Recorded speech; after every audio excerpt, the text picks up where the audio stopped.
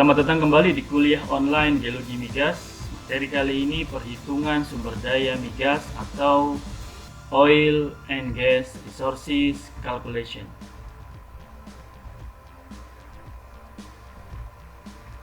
Daftar isinya, yang pertama sumber daya dan cadangan, prospek dan lapangan, parameter perhitungan, rumus perhitungan, konversi satuan volume, dan latihan soal.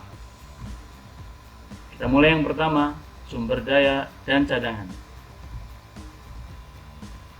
Yang pertama, sumber daya migas atau Oil and Gas Resources adalah jumlah volume migas pada suatu area atau jebakan migas yang belum dibuktikan dengan pemboran melalui uji sumur atau well test. Sedangkan cadangan migas atau Oil and Gas Reserve yaitu jumlah volume migas pada suatu area atau jebakan migas yang sudah dibuktikan dengan pemboran melalui uji sumur atau well test. Berikut ini animasi sederhananya.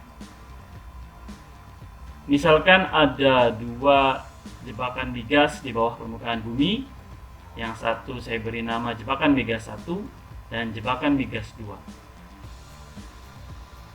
Jebakan migas 1 ini masih kemungkinan tentunya kita coba bor dan ternyata misalnya hasilnya adalah discovery yang dilihat dari flare-nya di permukaan.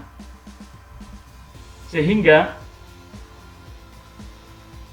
sejumlah volume migas yang sudah dibor tersebut dinamakan cadangan migas. Sedangkan jebakan migas yang nomor 2 yang belum dibor, volumenya dikatakan sumber daya migas karena masih bersifat potensi atau kemungkinan.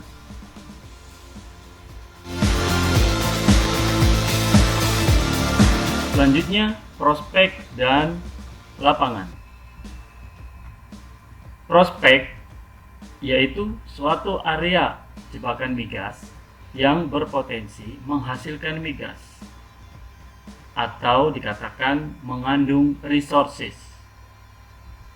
Sedangkan lapangan atau field yaitu suatu area jebakan migas yang terbukti menghasilkan migas atau dikatakan mengandung reserve. Berikut ini contoh animasi sederhana.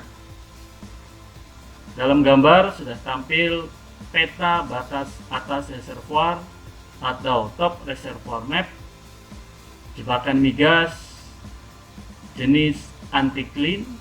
Ada dua yang ditandai dengan area warna kuning. Kemudian di bawahnya penampang reservoir atau reservoir section jebakan migas anti-clean seperti berikut. Untuk warna prospek umumnya yang digunakan yaitu warna kuning.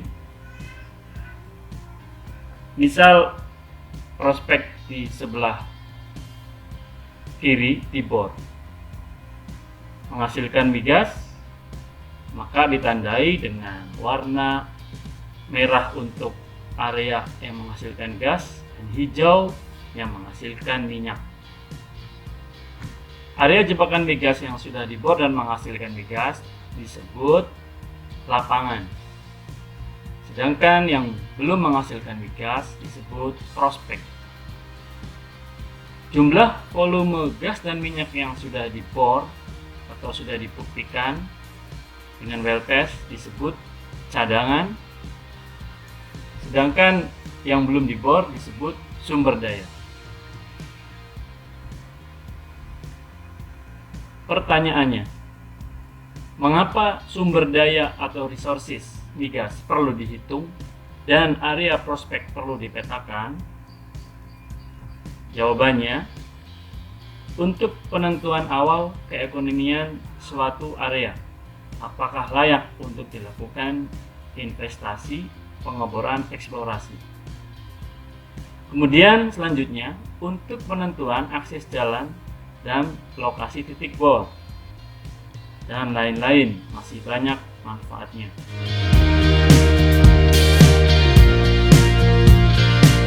Selanjutnya, parameter perhitungan sumber daya migas. Ada 4. Yang pertama adalah volume batuan atau saya singkat VB. Yang kedua adalah net to gross atau disingkatnya NTG. Yang ketiga adalah porositas. Yang keempat adalah saturasi hidrokarbon atau SH. Volume batuan atau VB yaitu volume total batuan, disebut juga gross rock volume atau GRV, yang akan dihitung sumber dayanya. Sedangkan net to gross yaitu perbandingan volume batuan reservoir dengan volume total batuannya atau VB. Porositas seperti kita sudah tahu yaitu perbandingan volume rongga pori dengan volume batuan reservoir. Sedangkan saturasi hidrokarbon yaitu perbandingan volume hidrokarbon dengan volume rongga pori. Misal suatu formasi batuan berbentuk tabung silinder, perselingan antara sandstone dengan shale, porositas sandstone-nya diketahui 30%, dan sandstone diketahui berisi gas, minyak, dan air. Seperti ini gambar animasinya.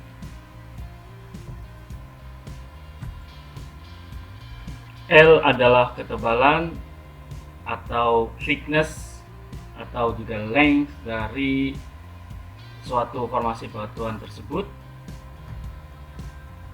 R adalah jari-jari dari tabung silinder suatu formasi batuan tersebut. Maka PB-nya adalah P, bisa 22/7 atau 3,14 dikali dengan R, dikali dengan R, dikali dengan L atau ketebalan formasi. Kemudian net to gross-nya yaitu 3 bagian batu pasir dibagi dengan 5 dari ketebalan total atau volume total batuan. Porositasnya sudah diketahui 30% atau 0,3, dan saturasi hidrokarbonnya yaitu dapat digunakan rumus 1-SW. SW adalah saturasi air. Kita lihat di situ dari 3 bagian batu pasir, air menempati 1/3 bagian, sehingga saturasi hidrokarbon sama dengan 2/3. Selanjutnya, sumber data parameter perhitungan sumber daya migas. Yang pertama untuk VB didapat dari data seismik yang sudah diinterpretasi menjadi theta batas atas suatu reservoir dikurangi dengan batas bawahnya, didapatlah volume batuan totalnya. Kemudian untuk net to gross didapat dari data well log suatu sumur, biasanya logam arai.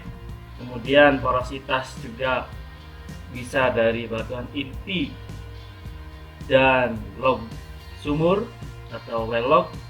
Sedangkan saturasi hidrokarbon juga didapat dari data well log. Sebagai catatan, karena suatu prospek belum dilakukan pemboran, maka data NTG atau net to gross, porositas, dan SH diambil dari sumur lapangan terdekat atau asumsi dari data geologi regional, sehingga nilai yang kita tentukan tidak asumsi tanpa referensi, tapi harus menggunakan referensi atau literatur yang jelas. Kemudian satuan data parameter perhitungan sumber daya migas. Untuk VB biasanya digunakan acre feet, tapi terkadang ada juga yang meter kubik, feet kubik, dan yang lain. Untuk net to gross yaitu desimal atau persen, karena merupakan perbandingan sehingga dimensionless. Untuk porositas juga desimal atau persen, dan saturasi hidrokarbon juga desimal atau persen. Selanjutnya, rumus perhitungan sumber daya migas. Bagaimana rumus dari perhitungan sumber daya migas yang diambil dari parameter yang sebelumnya dibahas? Yang pertama yaitu hydrocarbon initial in place atau HCIIP. Apa itu HCIIP? Yaitu volume oil atau gas awal saat masih berada dalam reservoir atau di bawah permukaan bumi atau subsurface. Rumusnya yaitu HCIIP sama dengan VB atau volume batuan dikali dengan NTG atau net to gross dikali dengan porositas dikali dengan saturasi hidrokarbon atau SH. Nah, HCIP sendiri terdiri dari dua, yaitu untuk yang berisi minyak adalah OIIP, singkatan dari Oil Initial in Place, sedangkan yang berisi gas yaitu GIIP atau Gas Initial in Place. Selain dari istilah OIP atau GIIP, ada istilah-istilah yang lain yang sudah digunakan oleh beberapa pihak, namun dalam video kali ini saya menggunakan istilah OIIP dan GIIP. Selanjutnya, selain HCIIP, yang perlu dihitung yaitu hydrocarbon at surface. Apa itu? Hydrocarbon at surface adalah volume oil atau gas awal setelah berada di atas permukaan bumi atau surface. Rumusnya yaitu HC at surface sama dengan VB dikali NTG dikali porositas dikali SH, atau rumus HCIIP dibagi dengan FVF atau faktor volume formasi atau formation volume factor. Untuk faktor volume formasi minyak disebut BO, yang mana merupakan perbandingan antara oil in place dibagi dengan oil stock tank di permukaan. Untuk gas namanya adalah BG, yaitu perbandingan antara gas in place atau gas di dalam reservoir dibagi dengan gas standar atau gas setelah di atas permukaan bumi. Biasanya keadaan di atas permukaan bumi 1 atmosfer dan 60 derajat Fahrenheit. Sebagai catatan, faktor volume formasi juga diambil dari sumur lapangan migas terdekat atau data regional, sehingga angka yang diambil harus dengan referensi yang jelas. Kemudian satuan volume migas. Untuk OIIP yaitu biasanya digunakan istilah RB atau reservoir barrel atau juga ditulis BBL. Untuk oil at surface yaitu STB atau stock tank barrel. Untuk GIIP dan gas at surface, yang pertama GIIP digunakan satuan RCF atau reservoir cubic feet atau disingkat CF. Untuk gas at surface yaitu SCF atau standar cubic feet. Sedangkan satuan faktor volume formasi untuk minyak yaitu BO sama dengan RB per STB atau juga ditulis BO sama dengan BBL per STB. Sedangkan untuk gas, BG sama dengan RCF per SCF, atau dapat ditulis juga BG sama dengan CF per SCF, atau kadang juga ditulis dalam BG sama dengan BBL per SCF.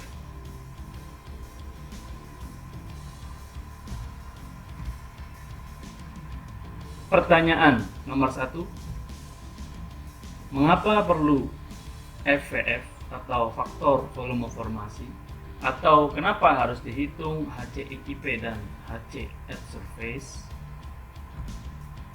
Jawabannya, karena volume HCIP akan berbeda dengan volume hidrokarbon di permukaan. Biasanya, volume OIIP lebih besar dari oil at surface atau oil stock tank, oil dalam keadaan di permukaan. Dan volume GIIP akan lebih kecil dari gas at surface atau gas dalam keadaan standar atau gas di permukaan. Kemudian muncul pertanyaan, apa yang menyebabkan volume HCIP berbeda dengan HC at surface-nya? Jawabannya yaitu karena tekanan atau pressure dan suhu atau temperaturnya yang berada di dalam reservoir berbeda dengan di atas permukaan bumi. Selanjutnya, konversi satuan volume sumber daya migas. Sering ditemui penulisan rumus menghitung resources atau sumber daya, yaitu oil volume dalam barrel adalah 7758 dikali VB dikali NTG dikali porositas dan dikali SH. Dan untuk gas volume dalam kubik feet, rumusnya 43560 dikali VB dikali NTG dikali porositas dikali SH. Apa penjelasannya? Satuan VB umumnya yang digunakan adalah acre feet. Sedangkan angka 7758 adalah angka konversi dari acre feet ke barrel atau BBL. Sedangkan angka 43560 adalah angka konversi dari acre feet ke feet kubik. Jadi, jika satuan VB-nya diketahui bukan dalam acre feet, maka rumus di atas tidak bisa digunakan, atau harus dengan menggunakan angka konversi yang lain yang sesuai dengan satuan VB-nya untuk dikonversi ke dalam barrel atau cubic feet. Selanjutnya, latihan soal sumber daya migas. Diketahui terdapat dua jebakan migas berjenis anti-clean kubah atau anti-clean dome yang diberi nama anti-clean barat dan anti-clean timur. Batuan reservoirnya satu kemenerusan dengan litologi batu pasir atau sandstone dan sedikit perselingan dengan serpih atau shale. Status dari dua jebakan migas tersebut, yang pertama, anti-clean barat merupakan suatu lapangan dengan 3 sumur, yaitu sumur minyak, gas, dan sumur migas atau minyak dan gas.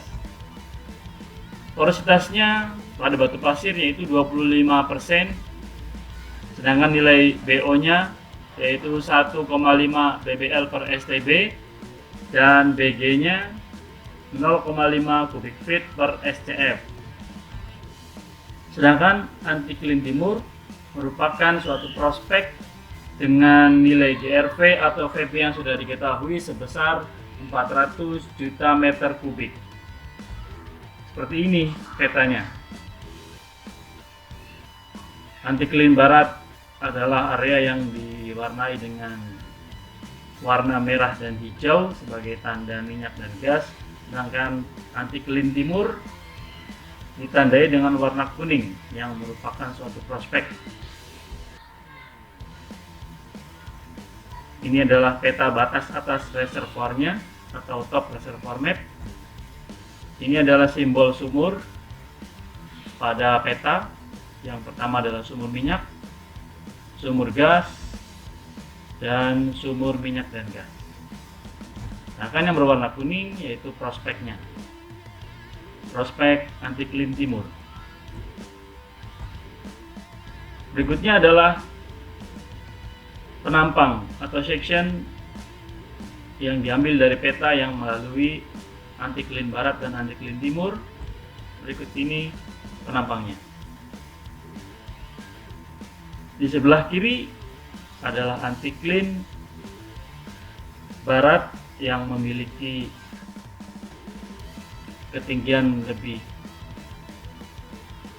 dibandingkan dengan anticline timur. Jadi anticline barat ini lebih dangkal atau lebih tinggi, sedangkan anticline timur ini lebih rendah.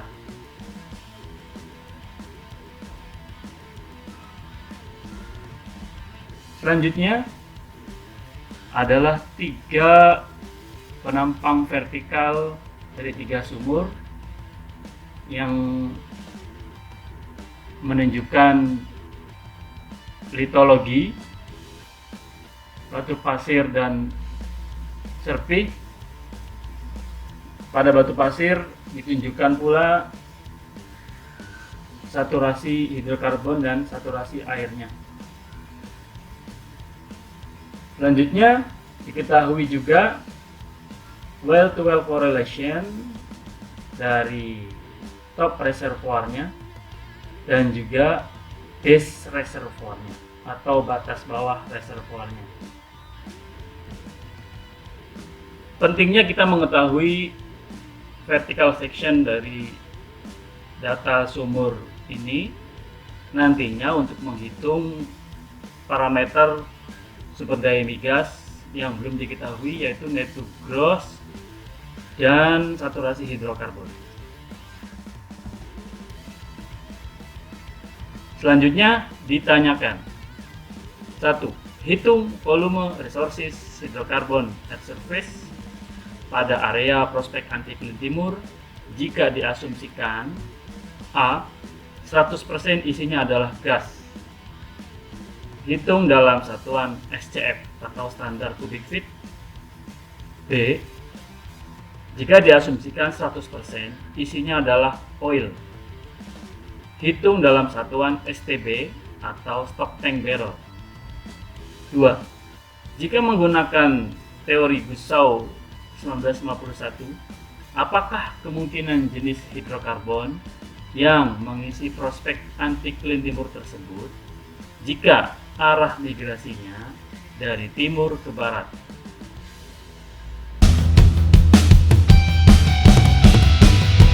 Yang pertama, jawaban latihan soal nomor 1. Dari 5 parameter yang dibutuhkan untuk menghitung volume sumber daya, sudah diketahui 3 parameter, yaitu volume batuan atau VB, porositas, dan faktor volume formasi. Selanjutnya, untuk net to gross dan saturasi hidrokarbon diambil dari data nampang vertikal dari data log tiap sumur.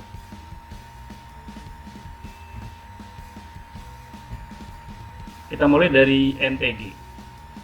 Pada sumur minyak, karena dari mulai top sampai base reservoir adalah batu pasir, maka nilai NTG-nya adalah 1.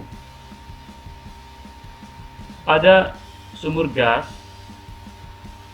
ada 3 bagian yang sama, di antaranya 2 batu pasir dan 1 bagian serpih, sehingga NTG-nya adalah 2:3 atau 2/3. Sedangkan pada sumur migas ada 5 bagian, di mana batu pasirnya menempati 3 bagian, sehingga net gross-nya adalah 3/5. Kemudian dari 3 nilai tersebut dirata-ratakan sehingga didapatkan angka 0,76. Selanjutnya untuk saturasi hidrokarbon. Pada sumur minyak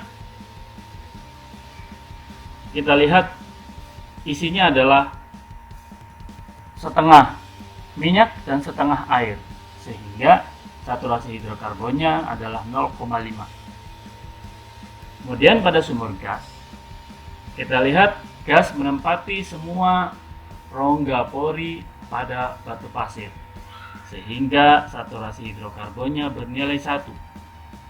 Begitu juga pada sumur migas, hidrokarbonnya menempati semua area batu pasir, sehingga saturasi hidrokarbonnya juga bernilai 1, sehingga nilai rata-ratanya adalah 0,83.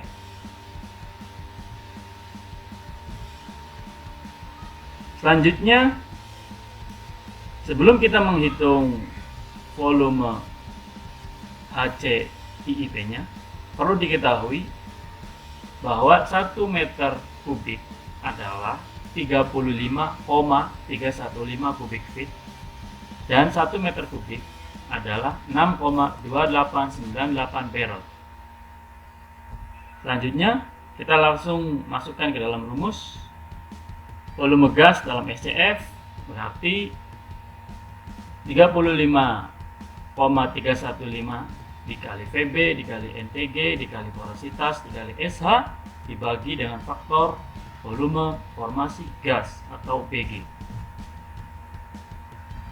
Kemudian angkanya kita masukkan sesuai dengan yang sudah diketahui dan ditentukan di slide sebelumnya, maka didapatkan angka 5.862.290.000 standar kubik feet atau 5,86 billion standar kubik feet.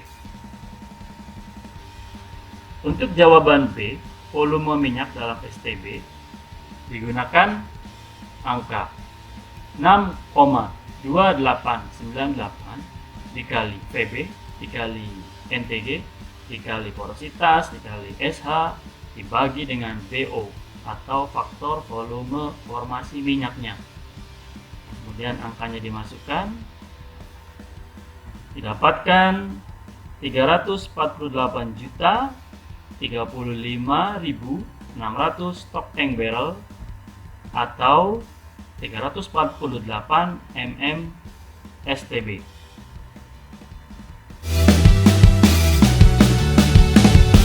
Selanjutnya, jawaban latihan soal nomor 2.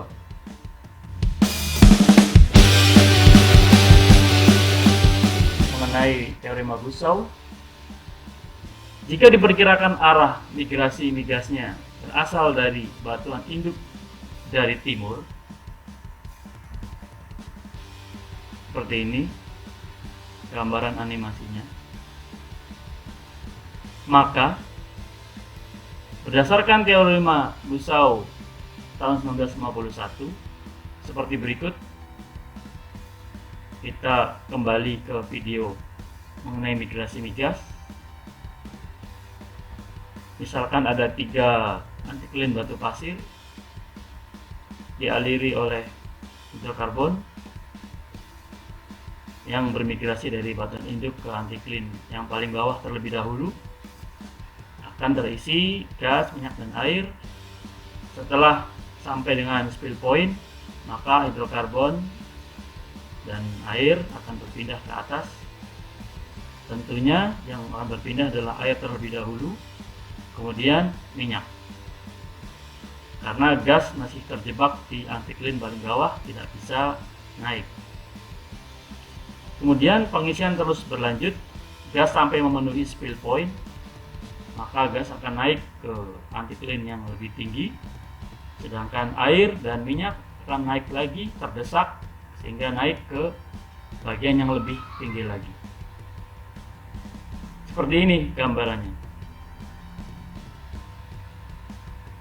Lapangan antiklin barat adalah pada antiklin yang di tengah, sedangkan antiklin timur kemungkinan mirip atau sama dengan antiklin yang paling bawah yang berisi gas. Kita kembali ke jawaban soal nomor 2. Jadi, kemungkinan besar prospek antiklin timur mengandung gas.